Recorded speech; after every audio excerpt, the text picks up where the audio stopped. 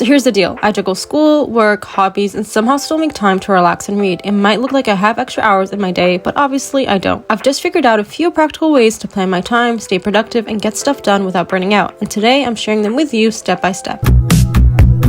1. Start your day the night before. I used to wake up and just react, check my phone, figure out what to do, scramble to eat breakfast. I always felt like I was behind before my day even started. Now, I spend 10 minutes each night prepping. I lay out my clothes, make a rough plan for my tasks, and even prep my breakfast or lunch. Waking up with a plan makes the whole day feel smoother and I actually get started instead of scrolling. It's amazing how a small nightly routine changes the entire day. Even if I only write down the top 3 things I want to accomplish, I feel less anxious and more in control. Some nights I even journal for 5 minutes, which helps me unload any worries and stop overthinking. By starting the night before, I wake up ready, focused, and with a sense of purpose. No more wasted time figuring out what to do next. 2. Batch similar tasks. Jumping from one type of task to a completely unrelated one is exhausting. My brain hates constant switching, and I used to feel drained by noon. Now I batch similar tasks together. Emails go in one block, errands in another, homework in one focus session. By sticking to one type of task at a time, I get in the zone and actually complete more without feeling like I'm overworking myself. Batching also makes it easier to estimate how long things take. Instead of randomly doing 5 small things throughout the day, I dedicate one block of time to knock them all out. For example, I might respond to all emails, messages, and notifications in one 30-minute window instead of constantly checking throughout the day. It saves mental energy and leaves more space for meaningful work later. 3. Use micro-productivity. Some days I just don't have a full hour to study, clean, or work on a project, and that's okay. That's why I use micro-productivity. 10 to 15 minutes of focused work can make a bigger difference than doing nothing. I set a timer, commit fully, and surprisingly, I often keep going once I start. It's like tricking your brain into action, and over time, these micro sessions add up to serious progress. Micro-productivity also keeps me from feeling overwhelmed. Instead of staring at a huge task and thinking, I'll never finish this, I break it down into small chunks. For instance, I'll read a few pages of a book while waiting for coffee, organize a corner of my room during a 10-minute break, or respond to one message at a time. Little actions like this stack into big results without the stress. 4. Automate the small stuff. Life's too short to spend mental energy on things that can be automated. I use reminders for bills, online grocery orders, meal prep once a week, and even scheduling social media posts ahead of time. Automating these tasks frees up headspace for the things that actually require focus, like studying, work, or personal projects. Automation also reduces decision fatigue. You know that feeling of being overwhelmed by tiny choices all day? I've been there. Once I automate the repetitive stuff, I stop wasting time on small decisions and save it for creative thinking or problem solving. The more I automate, the less scattered I feel, and the more I can focus on what truly matters. 5. Say no more often. This one is tough but crucial. If something doesn't fit into your priorities or feels like a time waste, it's okay to decline. Protecting your time is not selfish. It's necessary for long-term success and sanity. I've gotten better at politely saying no to events, extra work, or even social plans that would overload me. Doing so doesn't make me a bad person, it makes me strategic about where I spend my energy. Saying no also creates space for the things that matter most. I've noticed that when I protect my time, I feel more in control, less stressed, and even enjoy the things I do say yes to more. For example, skipping one night out means I can dedicate quality time to a hobby or actually get ahead on a project. Boundaries aren't just about limiting things, they're about creating freedom. 6. Track your energy, not just your time. Time blocking is great, but energy levels are just as important. I've learned to notice when I'm most alert, usually mid-morning, and save that window for the hardest tasks like studying or writing. Afternoon is for lighter work or routines, and evenings are for relaxing hobbies or social time. Aligning energy with activity makes productivity feel effortless instead of forcing it when my brain is tired. Tracking energy also helps me avoid burnout. Some days I simply don't have it in me to do deep work, and that's okay. Instead of pushing myself and feeling drained, I switch to a lighter task or rest. Recognizing my energy patterns ensures I'm using my time wisely, not just filling it, and it makes me more consistent over the long run. 7. Review weekly and celebrate wins. Every Sunday, I reflect on my week. What did I accomplish? What didn't I do? And why? Then I plan my week ahead. This reflection keeps me aware of my priorities, helps me adjust, and stops me from feeling like I'm falling behind. Celebrating even small wins is key. It motivates me to keep going. Even tiny accomplishments deserve recognition. Finished one assignment, win. Completed a 30-minute workout, win. Read a few pages, win. These small victories stack up, and acknowledging them keeps momentum high. Weekly review transforms chaos into clarity, giving me control over my time and keeps me moving forward without feeling overwhelmed. So, if you've ever felt like your life is too full or there's just not enough time, you don't need more hours. You need strategies that actually work for you. Start with one tip, build from there, and remember, you can get your life together, but not all at once. Progress, not perfection.